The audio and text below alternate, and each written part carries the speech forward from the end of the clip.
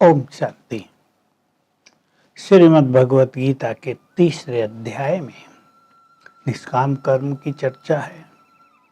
काम और क्रोध कैसे मनुष्य से पाप कराते हैं, इसलिए इनको जीतने का सुंदर संदेश भगवान ने दिया है। साथ में ये काम और क्रोध बुद्धि को मलिन कर देते हैं, हमारे पुण्यों को नष्ट कर देते हैं। इसकी बहुत गहन चर्चा है।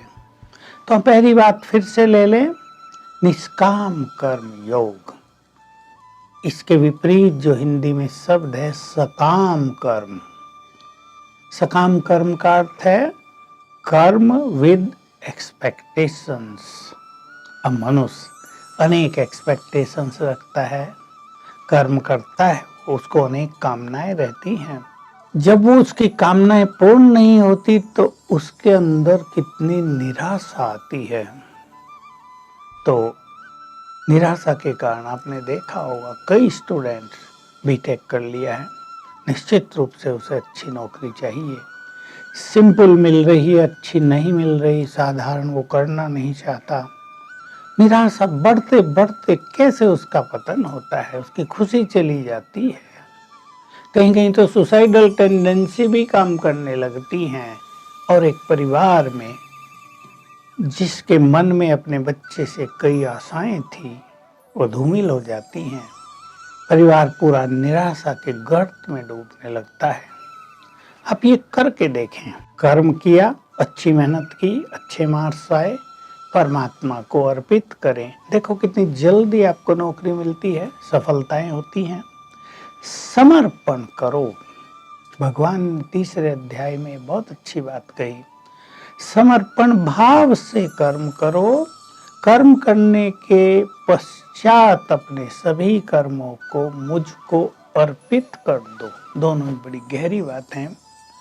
ये बात मैं उन सब के लिए भी कहना चाहूंगा जो योग अभ्यास कर रहे हैं या जो सन्यासी हैं, क्योंकि कोई भी कर्म मनुष्य को बांधता रहता है और कर्मातीत होने के लिए या मुक्त अवस्था को प्राप्त करने के लिए कर्मों के बंधन से मुक्त होना परम आवश्यक होता है।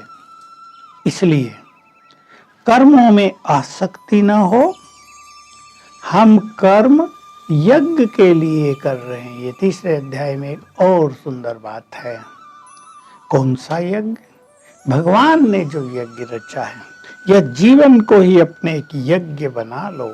हम यज्ञ को सफल करने के लिए कर्म कर रहे हैं और फिर कर्म करके उसको परमात्मा पर समर्पित कर दो। देखो आपकी मनोस्थिति कितनी ऊंची होती है, और जब मनोस्थिति ऊंची होती है तो समस्याएं नहीं आती। मनुष्य की आसक्ति धन में बढ़ती जा रही है। आसक्ति रहित होने की बात की है, बहुत लंबा टॉपिक हो सकता है। आसक्ति मनुष्य की धन में बढ़ती जाती है। अब वो सोचता है मुझे धन कमाना है जैसे तैसे, चाहे बुरे काम करके, चाहे करप्शन के द्वारा, चाहे कामों में चोरी करके। आजकल चोरी भी तो बड़ी रॉयल है। मुझे धनवान बनना है।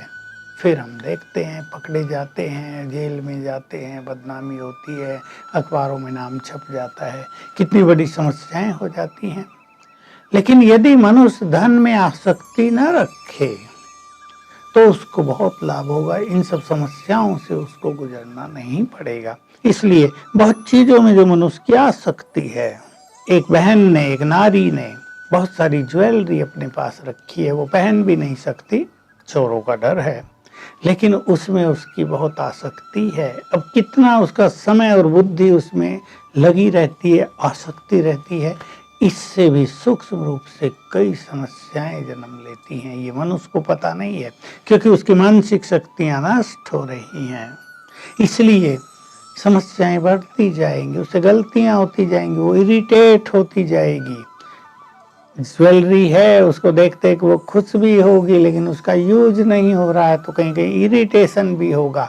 और अगर किसी ने इधर से उधर कर दी, घरों में भी कर लेते हैं लोग, तो उसका हाल क्या होगा हम सब समझ सकते हैं।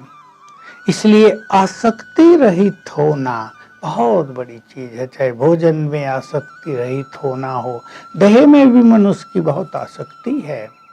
अगर देह से आसक्ति मिट जाए, देह के प्रति अनासक्ति हो जाए, तो जो बीमारियां भी आती हैं उनका बहुत गहरा प्रभाव मन पर नहीं पड़ेगा। गीता की उस बात पर हम चर्चा करें जिसमें वर्णन है कि ये काम क्रोध मन और बुद्धि को मलिन कर देता है।